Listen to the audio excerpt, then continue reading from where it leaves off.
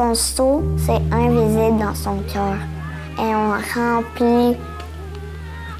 on y remplit quand on fait vraiment d'amour pour elle. Rosanna est atteinte du syndrome Phelan-McDermid. Elle a un retard de développement global et de l'hypotonie. Ça s'observe par le fait qu'elle n'est pas autonome, donc il faut l'alimenter, la déplacer, lui faire ses soins d'hygiène. C'est vraiment comme un grand bébé qu'on doit prendre soin.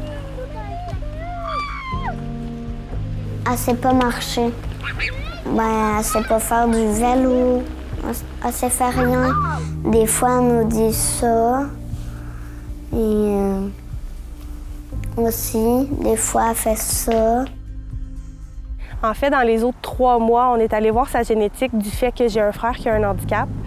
Puis, vers 4 mois, par surprise, on a appris qu'elle avait ce syndrome-là, qu'on ne connaissait pas du tout à ce moment-là. Le quotidien de Rosanna, c'est beaucoup d'impondérables. On doit jongler avec énormément de rendez-vous chaque semaine, avec beaucoup de spécialistes dans notre quotidien, avec quelques jours par semaine la garderie, quelques jours par semaine l'envol.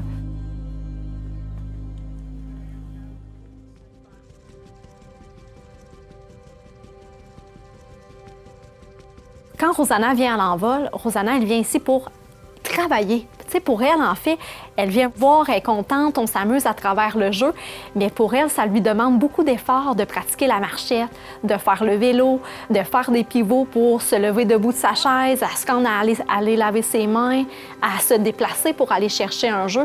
Et moi, mon rôle, c'est d'être là pour l'accompagner dans tous ces moments-là du quotidien et d'aller travailler les objectifs qu'on s'est ciblés. Pousse! Et si tu es capable de le faire toute seule avec la petite bravo.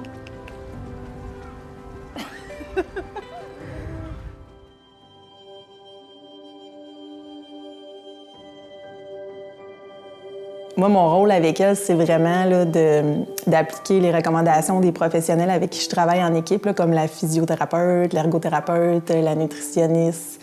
Dans le fond, tous ceux qui vont graviter autour de Rosanna, bien, ils vont faire des recommandations. Puis moi, bien, au quotidien, je vais comme appliquer les recommandations pour travailler les choses avec elle puis essayer d'adapter du mieux possible dans son environnement pour maximiser son potentiel puis arriver à nos objectifs là, qu'on se fixe avec la famille. Fait que je suis vraiment là, soit ici, là, à la maison que je viens, mais je vais aussi à la garderie. Fait que je fais de la stimulation globale.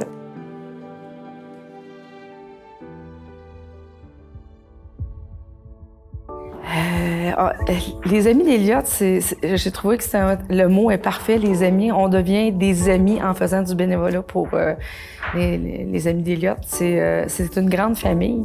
En fait, du bénévolat, tout le monde devrait en faire parce que c'est le meilleur remède pour les grands maux de la société, là. Si les gens feraient plus de bénévolat, il y aurait moins de malheur, je pense, sur la Terre. Je fais du bénévolat pour cette fondation-là depuis de nombreuses années. Ça me fait du bien de pouvoir offrir à mon tour, d'aider, de savoir qu'on peut aider autant de familles, autant dans du répit que dans des demandes. De notre côté, on avait fait une demande pour une balançoire adaptée pour Rosanna.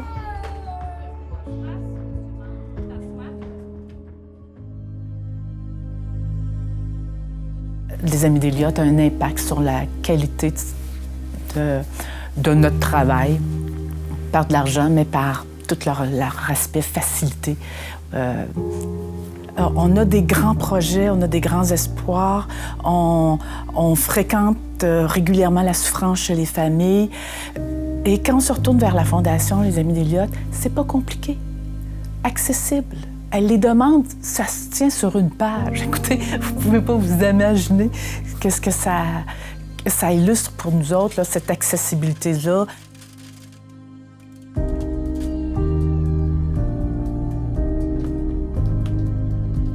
Vraiment, c'est mes amis.